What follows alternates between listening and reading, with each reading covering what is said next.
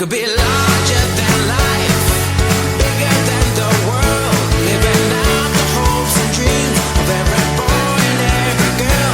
You could fly higher than the sky, shine brighter than the stars. You could have all you ever wanted, shoot the moon and reach for Mars. You know you could.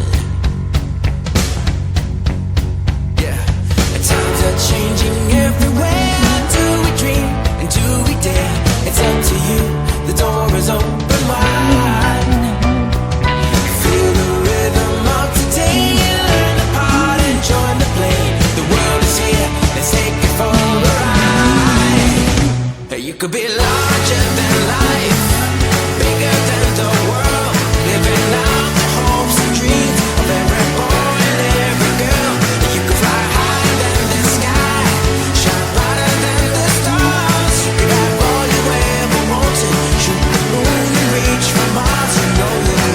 Larger, larger than, bigger, bigger than, living hopes and dreams. Every boy and girl, higher, higher than, brighter, brighter than, all you wanted. You know, you could be larger than life, bigger than the world, living out the hopes and dreams of every boy and every girl. You could fly higher than the sky, shine brighter than the stars. You can have all you ever wanted.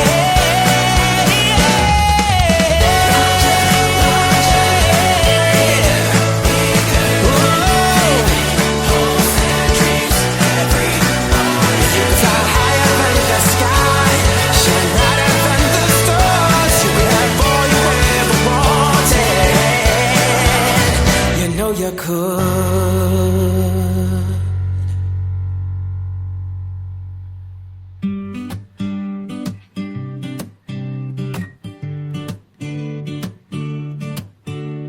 Every Sunday morning, the sun shines bright.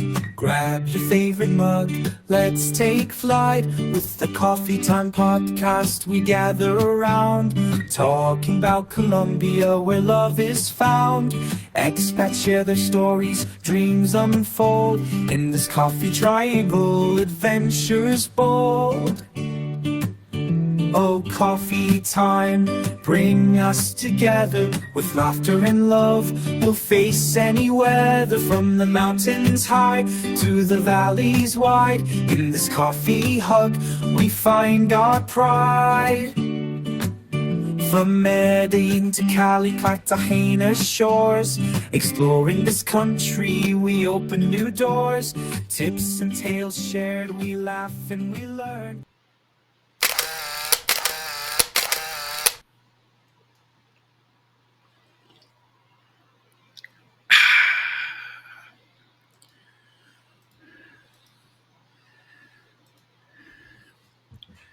Good morning.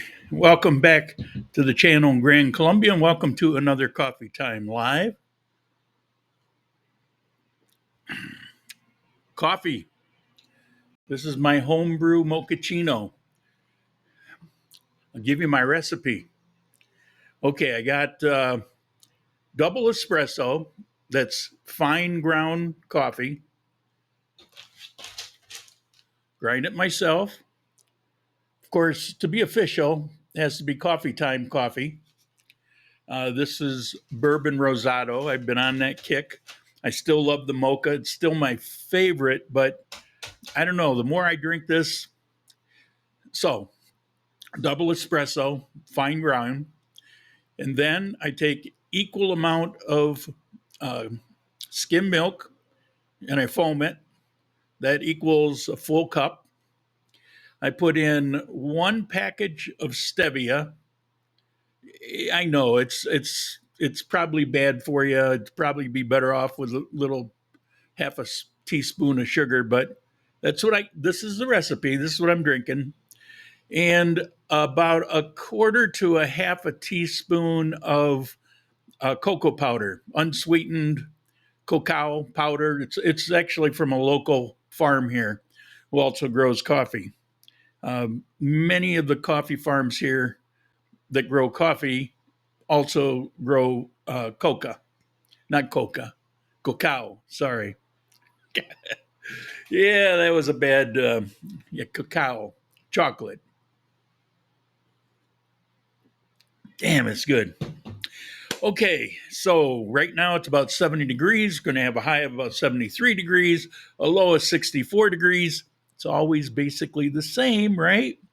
And the Colombian peso, it's heading in a sucky direction, although it's not bad. 40.79. Anything 4,000 and up is good as far as I'm concerned.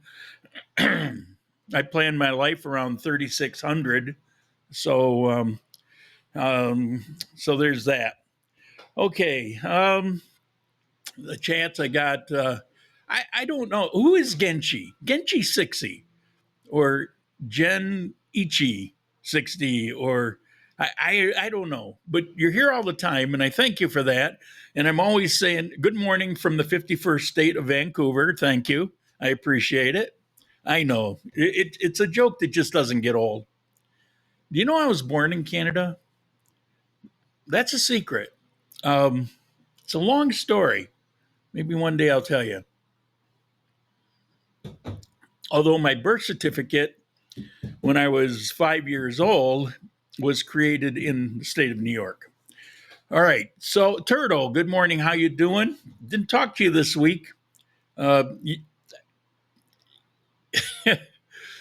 don't even know if you called me this week. I live without my phone for the last couple months.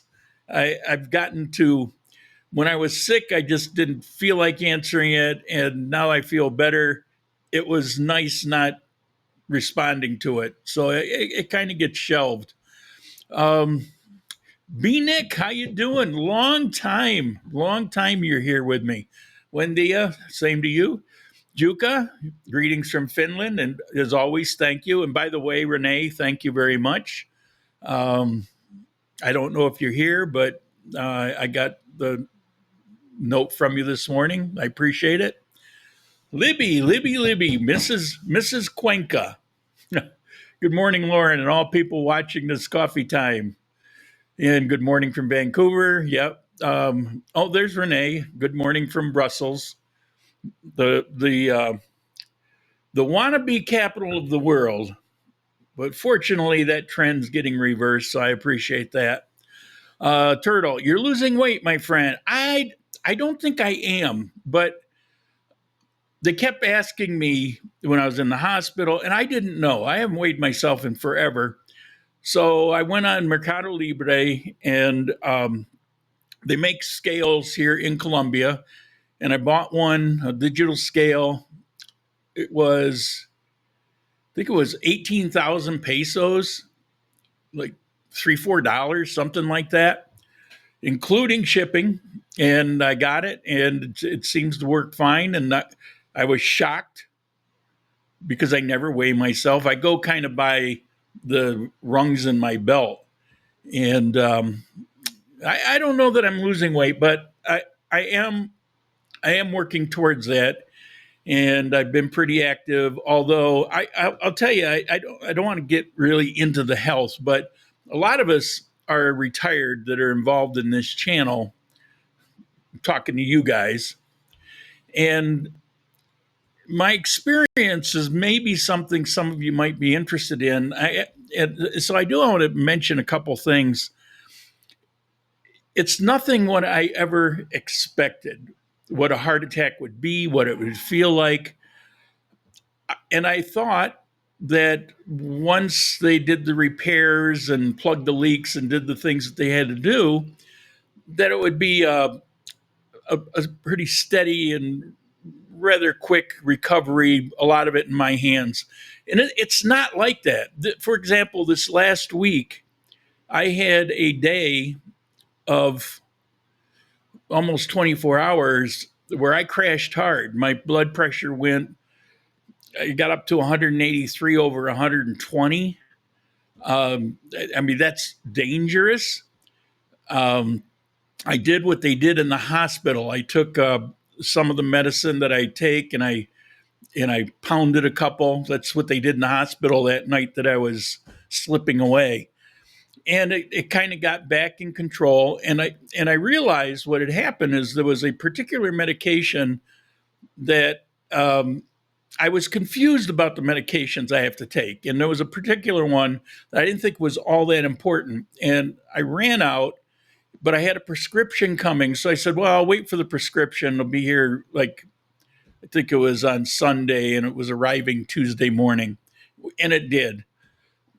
But that's when I crashed. And all of these medications are important.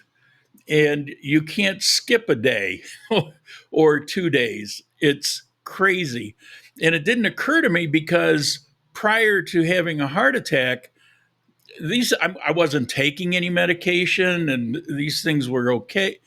But after the heart attack, apparently you have to have these things.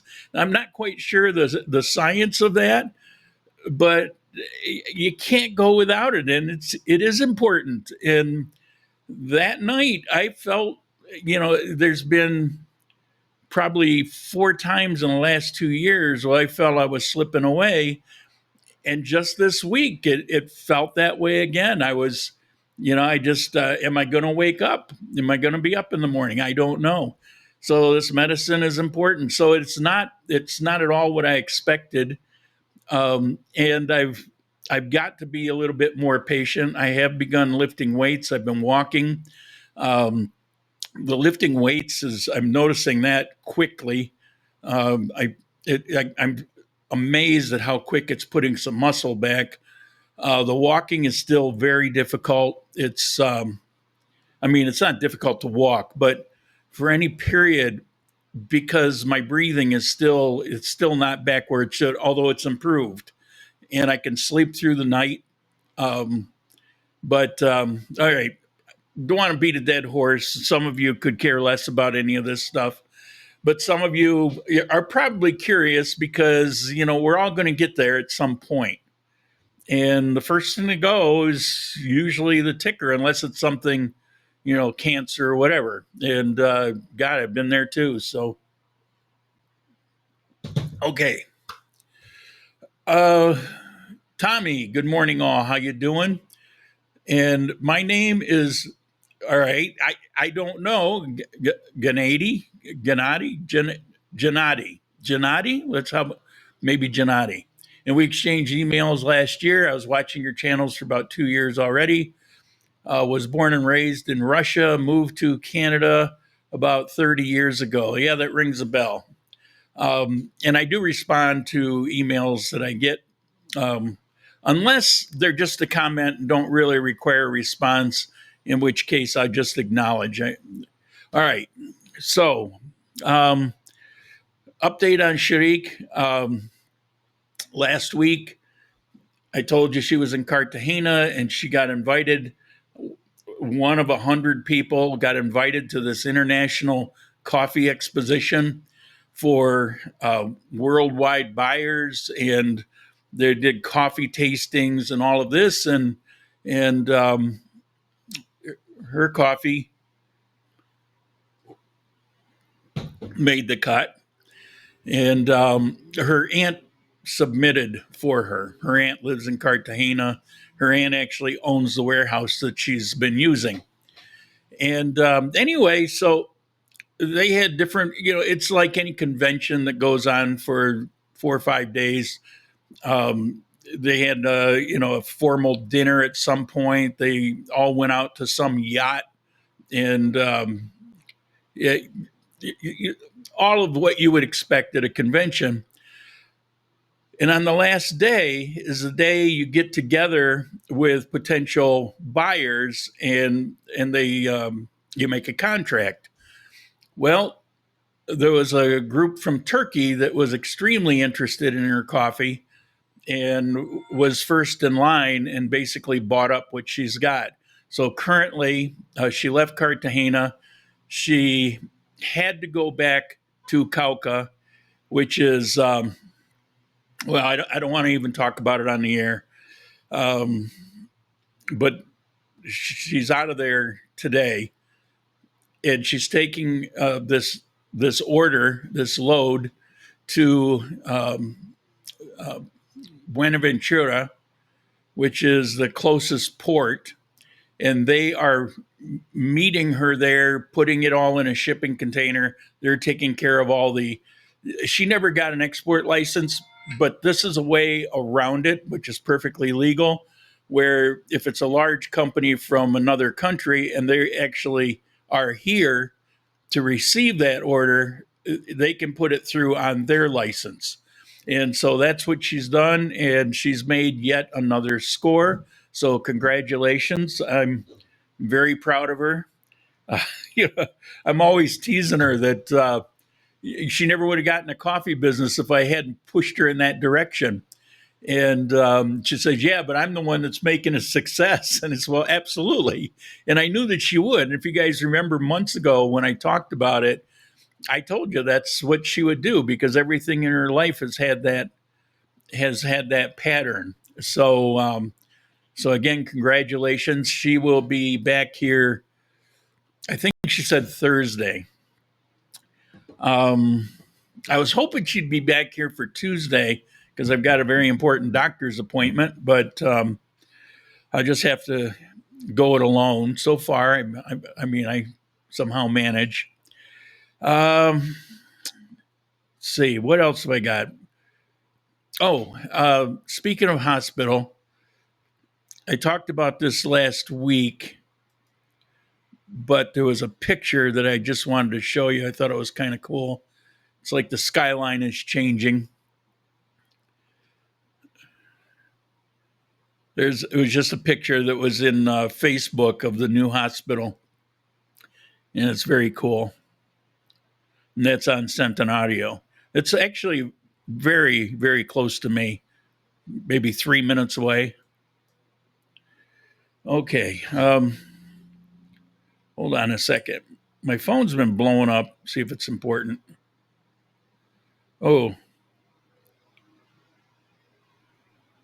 Ooh. Well, it is important. There's an armed group. She's having trouble. Yeah, I was afraid of that. Anyway, Tommy was in Cartagena last week for 2 days and then went to Barranquilla. Cool. All right. Try not to be distracted. Last thing I want to mention before I get to some news items, and then we'll do the topic today. The channel support. Some of you have been supporting this channel for some period of time. But when inflation hit, about half of the support that I was getting for a number of years that keeps this channel going, and as you that watch, you know that I need about $400 a month to cover various subscriptions, the cost of the channel. And I'm on retirement. My retirement's about $400 under what the average is. And so while I live a nice life and I don't really want for anything, I don't have much extra money.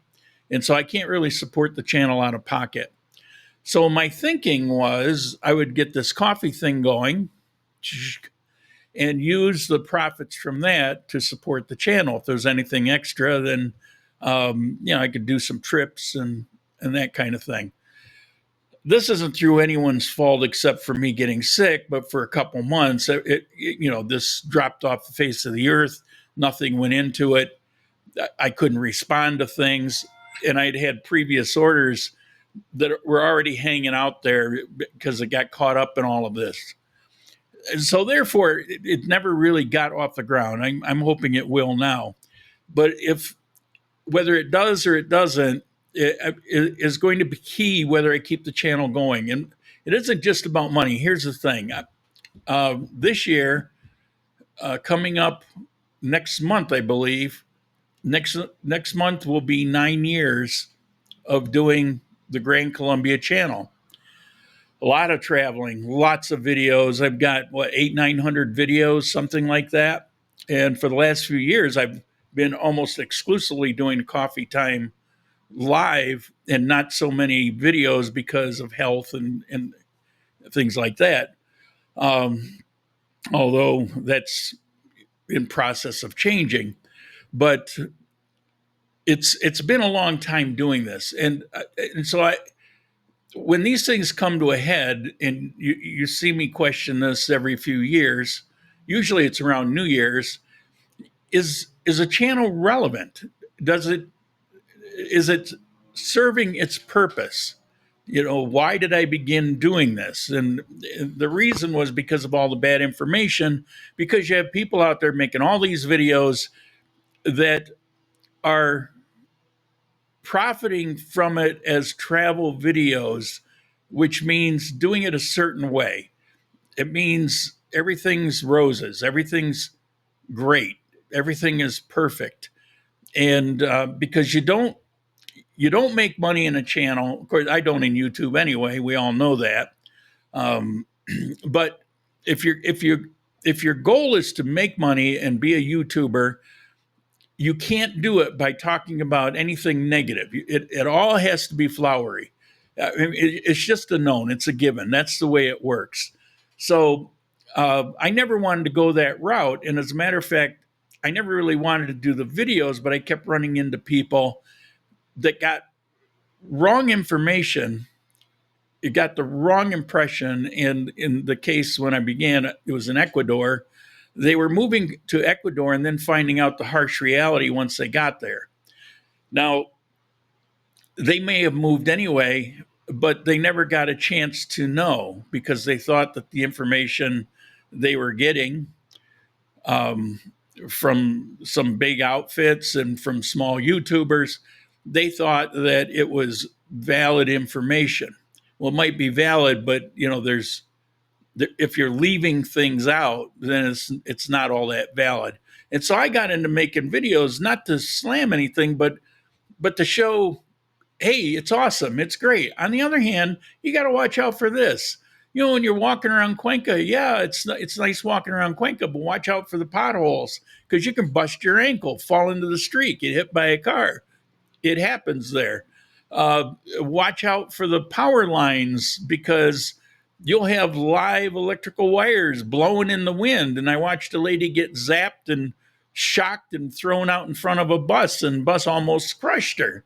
These things happen there.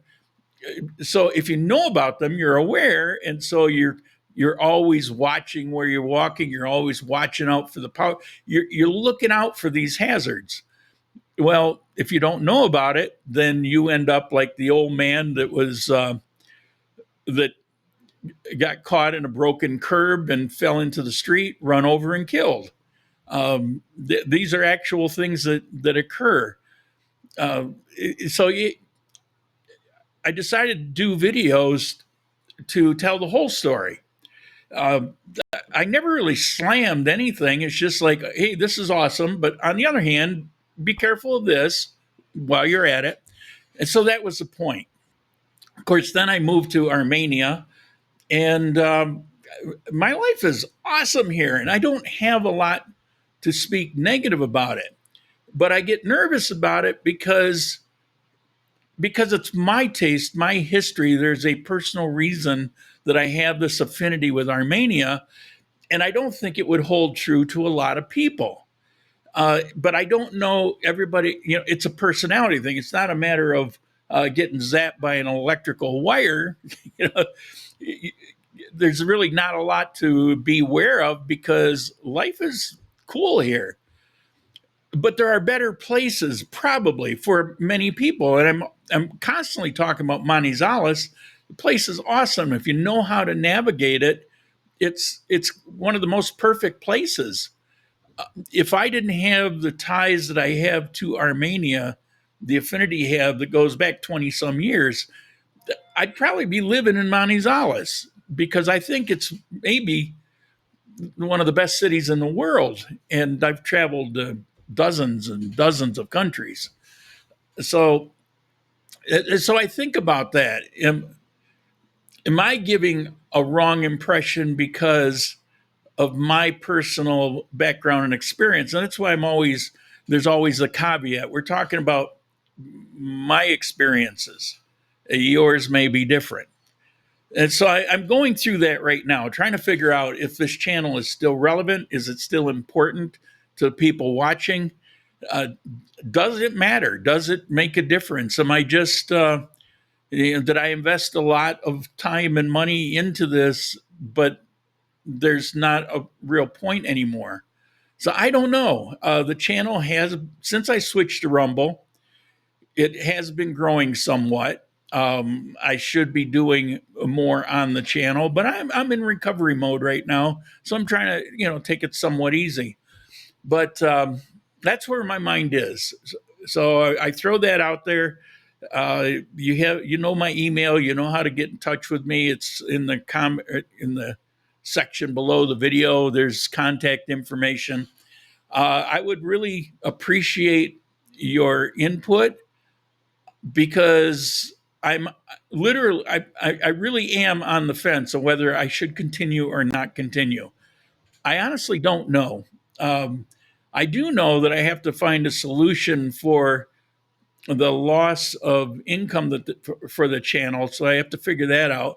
I have not been promoting the channel on Rumble like I should be, so I'll probably get a little more commercial, maybe start doing some of those ad reads. I just hate the idea, but if I'm going to do the channel, there are certain things I have to do. That's why any YouTuber that is consistently there has to do sponsors or ad reads or something like that. And I say YouTube generically, Rumble or whatever. You have to do it because it does cost money. There was a time, maybe a dozen years ago, where it wasn't necessarily the case, but it is the case now. So there's that. Okay.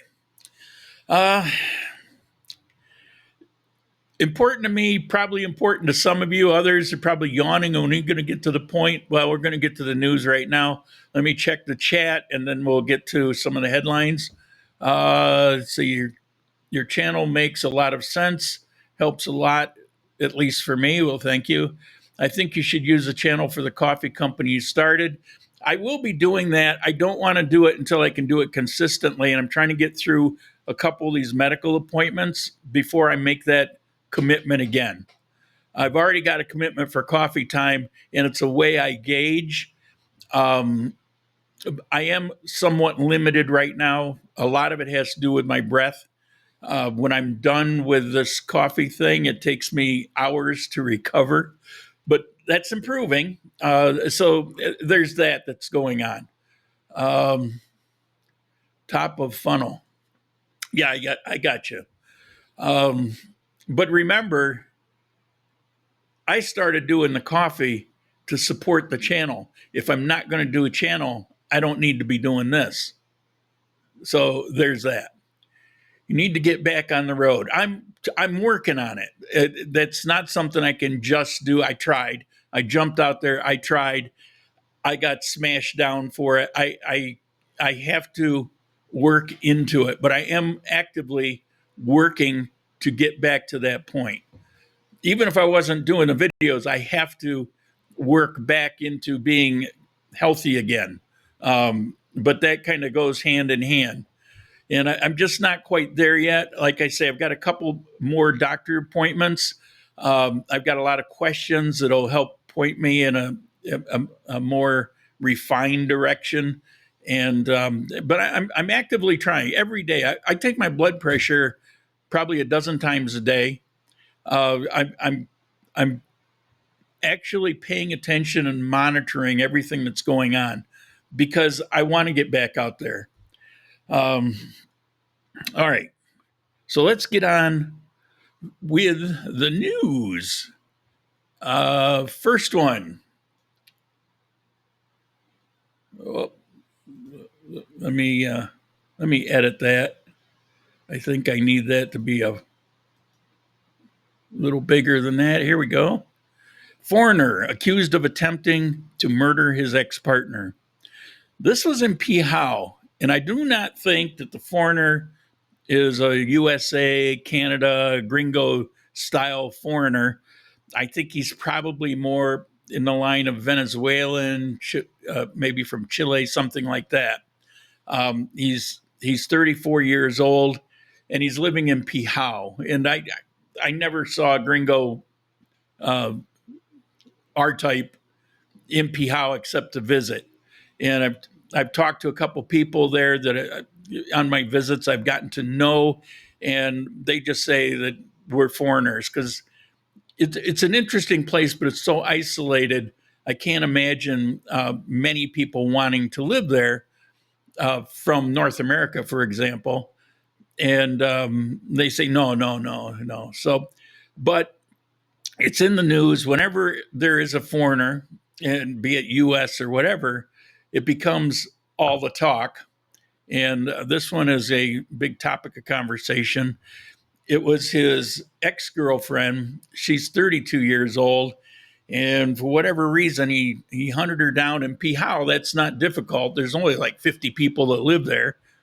All right, a little exaggeration, but not much. And he came up to her, and nobody knows exactly, but there were a few people around, and he stabbed her in the stomach. She got medical attention right away. They don't really have much there. They've got like if you're in the military, like a corpsman or a medic, and they shipped her off to Armenia to one of the hospitals, and they say that she will recover. So big headline. This next one is kind of cool. I think you all know what a sloth is, right? The really slow moving animal. Well, we have lots of those here. You see them along the road. It's not unusual to see them along the road trying to cross.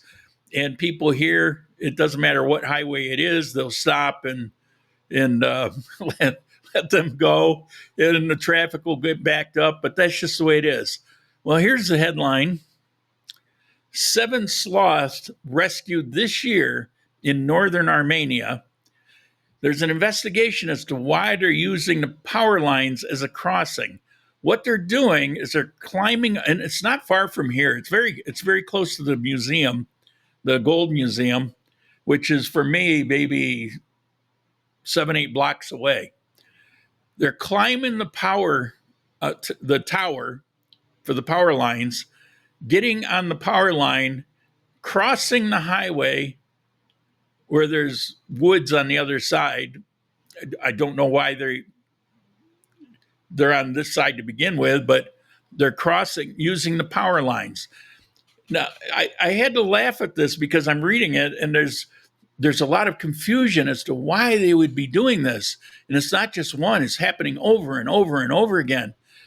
It's obvious they don't want to cross the road. It's, animals aren't totally stupid, and they do tend to learn.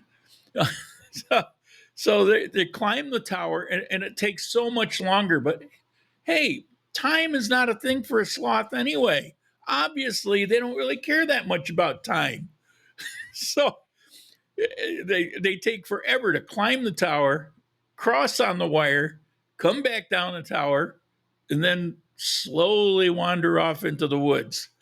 I don't know. The article just made me laugh.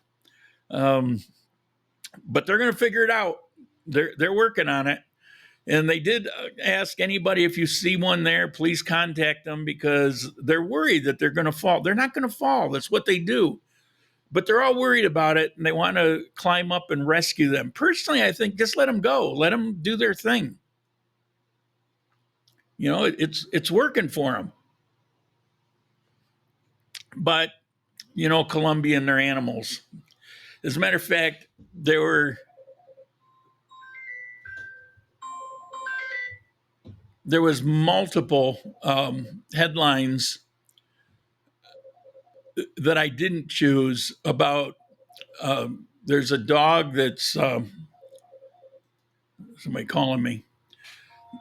There's a dog that owner died, and for 7 days wouldn't leave his side. Dog's all emaciated and on the verge of death himself. And somebody found him, and they figured all this out. And so that's all in the headlines. There was a horse that was pulling a cart that was overloaded. It had some concrete bricks and some trees and stuff in it. And the horse, I don't know if it actually collapsed or if they were saying it might collapse, but so that's all the talk. Anything to do with animals and anything that will hurt an animal, people just go ballistic here. Okay, so I don't know if this is important. I'm gonna put you on hold for a second. Well, I'm not gonna put you on hold. I'm just going to look. Bear with me here.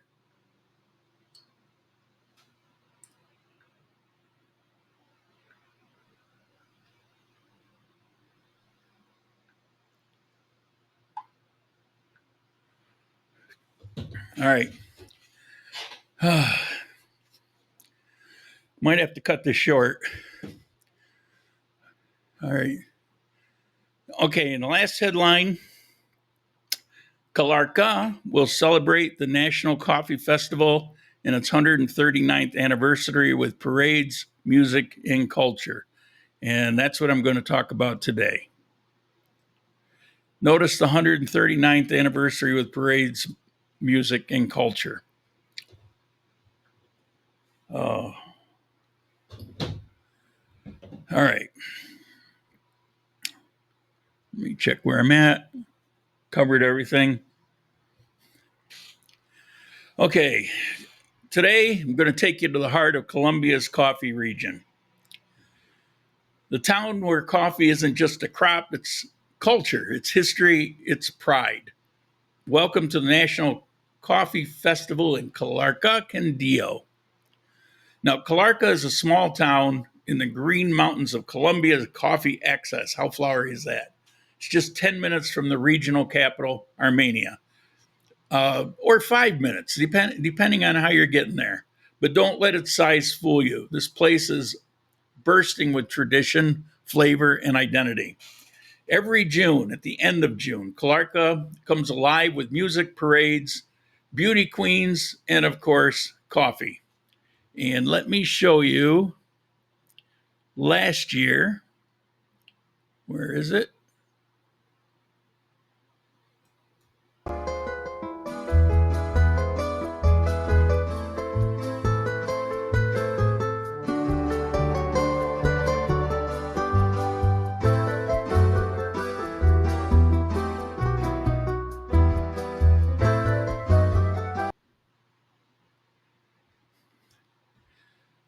The National Coffee Festival began back in 1960 during a very difficult time in Colombian history. The country was recovering from a period of intense political violence. What they didn't know at that time was it was heading headlong into another period of time, which we're more familiar with. The local leaders wanted to bring people together to celebrate something positive, something they could be proud of. And what better than coffee? I mean, this is coffee. Calarca stepped up with a bold idea. Let's create a national celebration of our most iconic project, and let's host it right here. This causes some confusion, as much of the advertisement will say it's the 139th year. That actually refers to the founding of Calarca in 1886 and gets included in the celebration. Maybe only because it sounds good. So when you see the headlines, like that clip there, it said 138th year, that was last year. All the headlines today say 139, and it's all focused on the national coffee celebration. Excuse me. They combined the two. So 1960 was when the coffee thing began, but it's combined with the founding.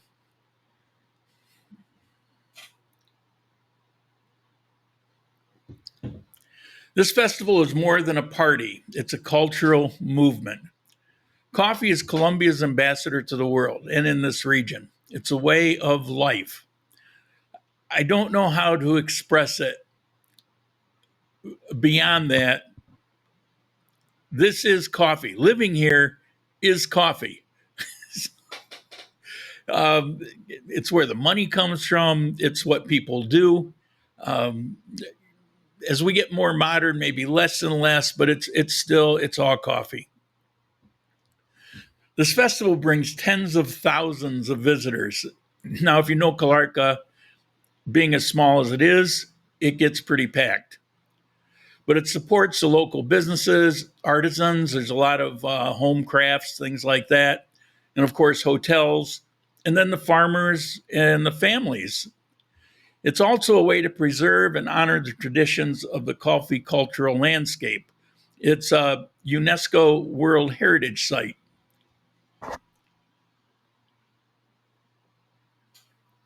So, highlights of the festival. First, there's the Jeep Parade, or Jeepao. Now, we have those at times in Armenia also, which are actually more famous, but it's a biggie in Calarca. All the ones that do the Armenia ones do Calarca because they're right next to each other. As a matter of fact, you have Armenia on one side of a gorge with a river, and Calarca is right on the other side of the bridge.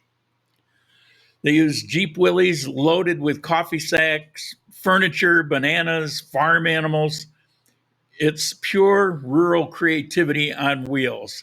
They put on little skits. It's very humorous too. Next, this may be the biggest thing for Calarca. It's the National Coffee Queen pageant. Since 1983, beauty queens from all across Colombia, every department represented, they've competed not only in looks, but in their knowledge of coffee culture and tradition. And finally, the cultural parade. There's giant floats, dancers, music, and music from all over Colombia. Colombia is, if you're old enough to remember, the United States, wherever you would go in the United States, had its own unique culture. We have a lot of language dialects throughout the United States. That's a leftover from the time when every area was a culture unto itself. Now it's all homogenized. It's all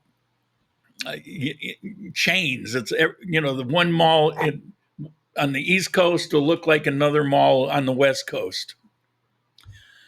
But Colombia, while it has its chains, is still in the mode of what the U.S. was, say, in 1950, where every region has its own culture, its own flavor, its own dialect, its own vocabulary. And that goes with music, too. The music on the coast of Colombia is different than the music in the Andes Mountains, for example. Now, there's crossover, and it's not like they're isolated, but the music that grows up out of the Andes or out of the coast has its own unique flavor. And so some areas of Colombia don't grow coffee, but those beauty queens still have to learn it. Now, here's the big question. Armenia is the big boy on campus. It's the capital. It's a population 10 times greater. Why in Calarca and not Armenia? It's a good question to ask. And I wasn't sure, so I had to look it up. Excuse me. My throat. Plus, it's starting to get cold. Now, Armenia is the economic hub. But in 1960, it was Calarca that had this vision. This town wanted to make a name for itself to strengthen its culture identity after difficult times. So they didn't wait for permission. They just made it happen. So there was no conversation about it. They just did it. And over time, Calarca became synonymous with this celebration. it built its own legacy. And even though Armenia has more hotels, much greater infrastructure, the soul of the festival still lives in Kalarka.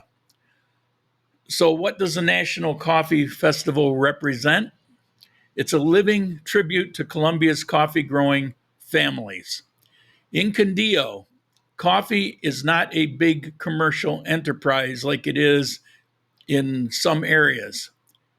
In Quindio, it's family farms. It's the way it was 200 years ago. It's one of the motivators with the coffee for me is the history of it and how that history is being lost in parts of Colombia, but it's still here. And it will probably always be like that here because of the nature of the ownership of the farms and the topography. It's conducive for these small family farms, but they are in danger because the younger people growing up on these farms busy watching TikTok and want to get out and see something else and do something else. And so there is a problem there. So this is one of their ways to glamorize the coffee farm. It's to show its resilience through tradition, and it's a small town pride with global flavor. If you're a coffee lover, culture buff, just looking for a good time, Calarca is a pretty cool place to go for this coffee celebration. It's where coffee begins. So that's my topic for today. And yes, I read some of that. Last week, almost nobody knew, but I read all of the topic last week. And it worked for me because I tend to meander and I tend to forget certain things. And I kick myself later when I realize I forgot to mention one of the most important points. And by having it actually written as basically an outline, and having it in front of me, and it's not like I'm reading word for word, but I'm reading an outline, and I study it enough so that I can make it a story that I don't forget anything. And so I mentioned that because I'm looking for that feedback also. Turtle was telling me 2 weeks ago when I told everybody that I was going to read one, and it came off good. I got really good comment, but he said, well, you're better if you're just winging it. Then last week, he said, that was really good. And I said, well, guess what? I was reading it. So it does seem to work. I think from 1 week to the next, it will work better or worse depending on what the topic is. Today's topic, I didn't have as much passion for it as I typically will have for topics. And so if I look back at this, it was probably a little more cold-blooded. But that's just the way it's going to go. I can't be passionate about everything. I mean, this is cool. It's certainly a place to go. It's supposed to begin on the 29th. It's always at the end of June. So if you're here, if you're around here, you definitely want to hit it up. It only goes for a few days. So 29th to the end of the month, so maybe 3 days. So definitely check it out. What do you think of Calarca as a place to live?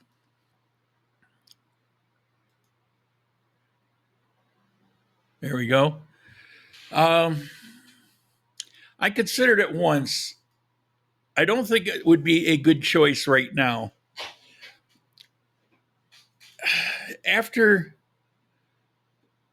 I can't blame everything on COVID, but it seems like that was a big turning point. After COVID, a number of places in Quindio became targets for crime. Montenegro, that's been there for a long time. La Tebaida, that had some, but it grew after COVID. Circassia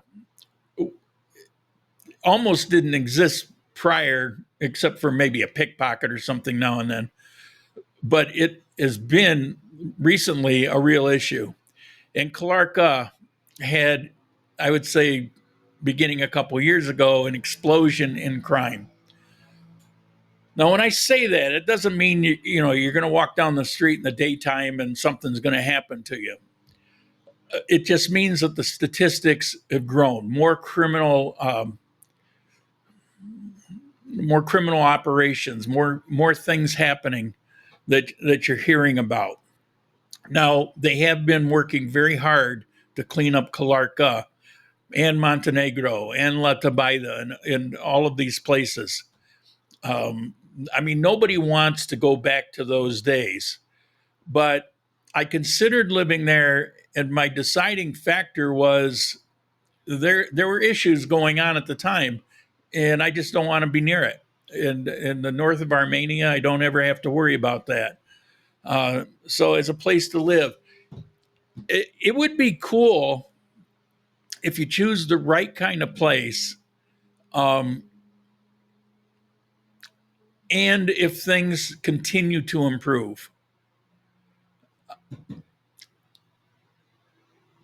Yeah, I don't know what else to say about it. It's I wouldn't do it now, but I wouldn't be surprised if within a year or so, it's mostly cleaned up.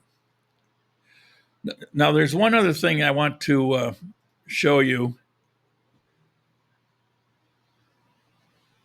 I didn't show you this headline. Save the best for last. Circassia. Now, that's a town just north of. I'm not quite sure how to help you with that. That's my Google Alex woman, which I won't mention her name, or she'll start talking. Thought I was talking to her. It's just north of Armenia. This place at one time was awesome. Every evening, families from the town would gather at the local park, and they would socialize. The men would go over to this little beer garden, and they would drink some beers, and there would be live music, and it was all organic. And it was weeknights. It didn't matter. It was all the time. It went away because crime kept growing, and people didn't want to take their families down to the town. Now, it's been returning somewhat. It's not like it once was, but there's been some improvement. It got bad for about 2 years. But this headline brings me back to a video I did maybe 5 years ago. Circassia recovers its urban gem. The renovated fountain in Bolivar Park, that's the main central park, reopens for everyone to enjoy. So see this park. Now I'm going to show you a video clip. I went to Circassia, and I'd been trying to go there for quite a period of time. And I kept having to postpone it because something else would come up. And a friend of mine named Linda, she was available. I don't travel unless I can travel with somebody. It's just stupid otherwise. So she became available, and something I had been planning got canceled. And so it turned out to be perfect. And so we went. I did a pretty good video of Circassia. But let me show you.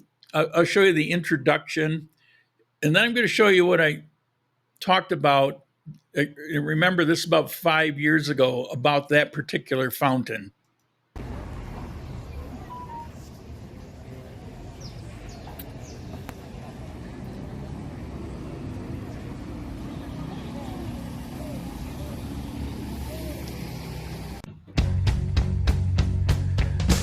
No, I'm not going to show you the whole video. Here's your story, let's begin. The water's fine, come on, dive in. The future's here. Here we go.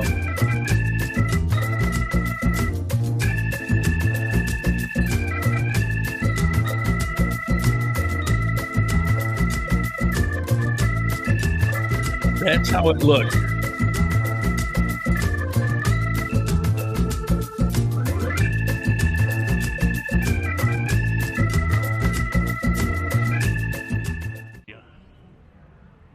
Yeah, Libertador. Oh, look. Oh, cochino. Oh my God. Mucho. Mucho. Agua no. Yeah.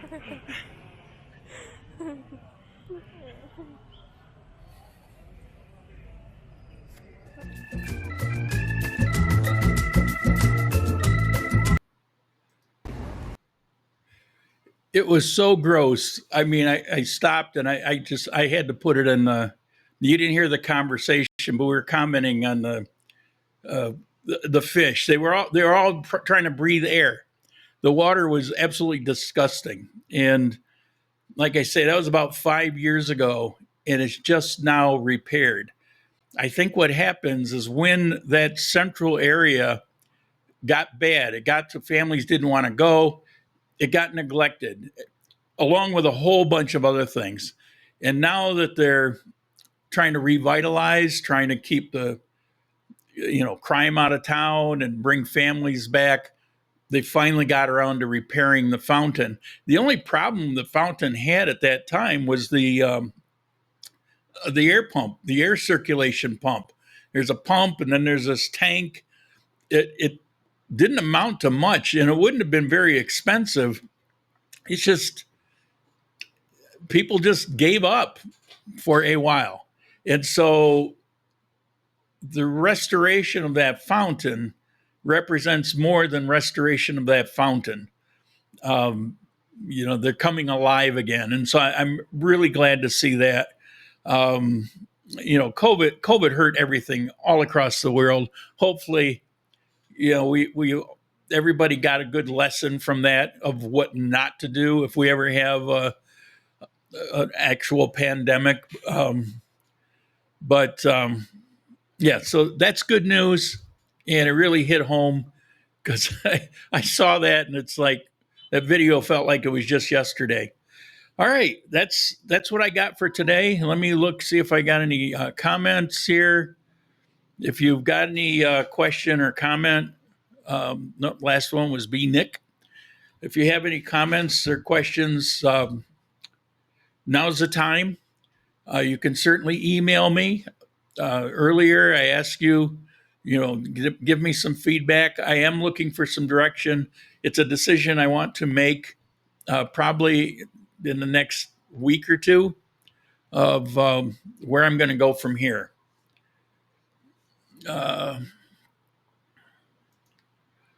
So when do we get to meet the coffee babe in your intro? I believe she moved to the United States with her boyfriend a few years ago. So, so I don't know that you'll ever meet her. Who knows? Maybe she'll come back. I have no idea. We were friends for about 3 years, and then she took off. What else we got? Anything else? I've been teasing Sharik, showing her TikTok video. He's like, don't show that. So, well, you're the one that made it. And you're the one that posted it. So I'm going to put it up again.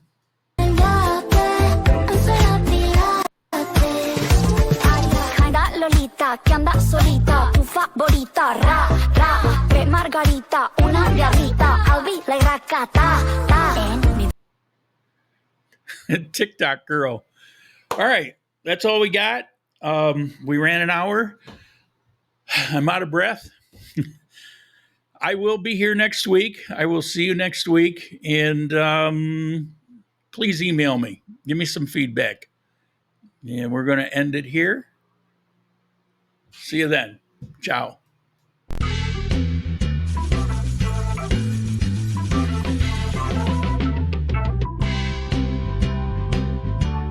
Bye.